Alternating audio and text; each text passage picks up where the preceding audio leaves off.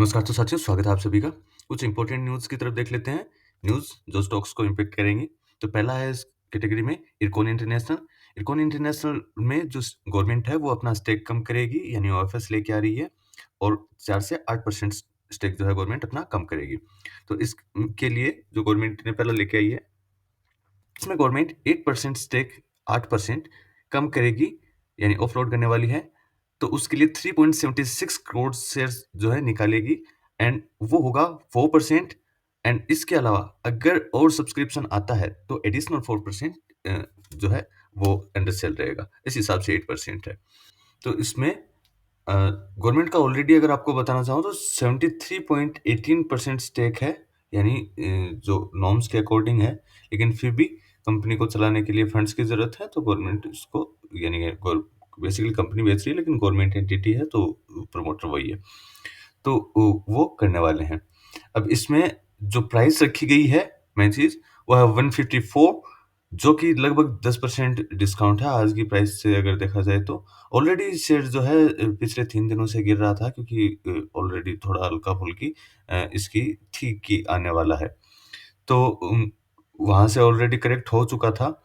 तो ये एक अच्छा मौका हो सकता है उनके लिए, जो इसको लेना चाहते थे और जिनके हाथ से निकल गया, जिनको लगा कि वो ले नहीं पाए, तो उनके लिए एक अच्छा मौका हो सकता है।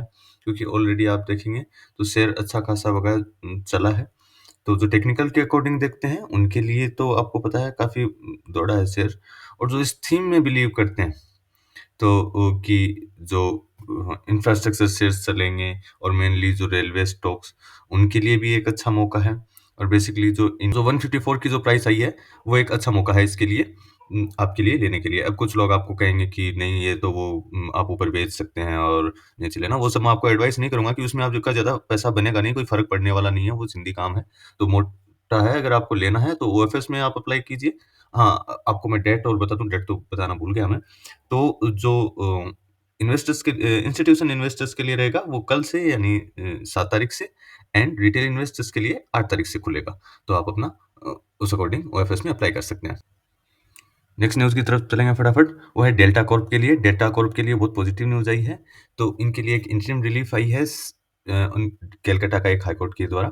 तो वो ये रही है, 6384 करोड़ का जीएसटी नोटिस था, उसमें एक रिलीफ आई है। जैसे कि आपको पता होगा कि इसमें जीएसटी का नोटिस आया था बहुत बड़ा, और उसमें फिर शेयर फॉल हुआ था, ऑलमोस्ट 60% ही गिरा था वहाँ से। वो सारी कथा में मैं नहीं जाऊँगा, आप सबको पता है। और 22,300 करोड़ का समथिंग वो था। तो उनमें से मात्र 6,384 करोड़ का ये जो है इसमें रिलीफ मिली है। ये एक्चुअली आपको बहुत सारे मिसगाइडेड वीडियोज़ में मिलेगा कि लेने का मौका है, एंड मुझे पता है वो उससे रीच ज़्यादा मिलती है, बट रीच से ज़्यादा आपका पैसा ज़रूरी है। तो आप किसी की भी तरह के फोमो में और वैसे ना लें इसको, तो उस आराम से देखें इसको। देखने की चीज़ ये है कि इसकी एक सब्सिडियरी है डेल्टा की। अ तो जो रिलीफ है वो डेल्टा टेक गेमिंग, यानी डेल्टा कॉर्प की जो एक सब्सिडरी है, उस पे है ये जो 6384 करोड़ का जीएसटी नोटिस, उस पे आया है। उस पे रिलीफ आई है, तो उसके अकॉर्डिंग देखना। ज़्यादा फोमो में बहुत ज़्यादा बाइंग की या इन्वेस्टमेंट का वैसा कुछ नहीं है। इसके पहले भी आपको जैसे पता होगा कि अक्टूबर में भी एक रिलीफ बॉम्बे हाई कोर्ट ने दी थी, 16,000 करोड़ का जो टैक्स नोटिस था उसके उसमें बॉम्बे हाई कोर्ट ने दी थी, और अक्टूबर में अच्छा खासा वहाँ से जो गिरा था, वहाँ से 10% ऑलमोस्ट रिकवरी भी शेयर ने दिखाई थी। तो इसमें तो अभी आपको बहुत सारे मिसगाइडेड कुछ मिल सकता है कि अभी तो शेयर में लगेंगे जैकपॉट फलाना-ढिमकाना, तो ऐसा कुछ नहीं है। हाँ, एक ट्रेडिंग मौका हो सकता है आपको न्यूज़ के बेस पे मिल जाए, तो उसमें जो ट्रेडर्स हैं, वो अपना देख सकते हैं। तो ये यहाँ पे एक हल्का-सा छोटा-सा बेस भी बन गया है, मतलब थोड़ा-सा सपोर्ट हो गया है। तो ये भी आप देख सकते हैं यहाँ से, छोटे-मोटे। जैसे अक्टूबर में भी आपको ये अच्छी थोड़ी रिकवरी मिली थी, तो उतना थोड़ा बहुत रिकवरी मिल सकती है। बाकी इसमें ज़्यादा फ़र्क नहीं पड़ेगा, क्योंकि इसमें जो मेन चीज़ देखने की है, वो ये है कि गवर्नमेंट की जो आप देखेंगे तो लगता नहीं है कि वो पॉलिसीज़ इसको लेके काफ़ी कोई सपोर्टिव हैं, या वो कुछ इस बिज़नेस को देख के कुछ सपोर्ट करना चाहती हैं। तो इसलिए इसी का एक रीज़न आप देखोगे, तो जैसे बड़े इन्वेस्टर्स भी हैं, जैसे आशीष कचोलिया साहब हो गए, तो वैसे इन्वेस्टर्स भी निकल गए हैं। तो आप ये ना समझें कि नहीं, हम यहाँ पे नीचे 138 पे लेकर और 132 जो 332 था वहाँ तक कुछ बना लेंगे और वैसा हो जाएगा, ऐसा कुछ नहीं होने वाला है। वो मिसगाइडेड वीडियोज़ भी आपको मिसगाइड ही करेंगे, और ऐसा आप ना करें अपनी तरफ से भी। हाँ, छोटे-मोटे ट्रेड्स आप अपना दिमाग लगा सकते हैं उस अकॉर्डिंग। तीसरी जो बड़ी न्यूज़ है वो है हिमाद्री स्पेशलिटी केमिकल। तो हिमाद्री स्पेशलिटी केमिकल है वो 4800 करोड़ इन्वेस्ट करेगी अपनी जो लिथियम आयन बैटरीज का कंपोनेंट बनाने में। तो जो हम बहुत दिनों से उम्मीद कर रहे थे कि इंडिया में कोई कंपनी है नहीं और आस-पास ढूँढते थे, जैसे टाटा केमिकल्स बनाएगी, कोई करेगा, ऐसे हम ढूँढते रहते थे। लेकिन जो एग्ज़ैक्ट कंपनी जो आई है इस सेक्टर में, पहली कंपनी बनेगी। इसने जो अनाउंस किया है वो 5 लाख मीट्रिक टन की कैपेसिटी लगाने जा रहे हैं ये, जो कि नेक्स्ट 5 टू 6 इयर्स में ये लगाएँगे, ये जो पैसा है, जो अमाउंट इन्होंने अनाउंस की है।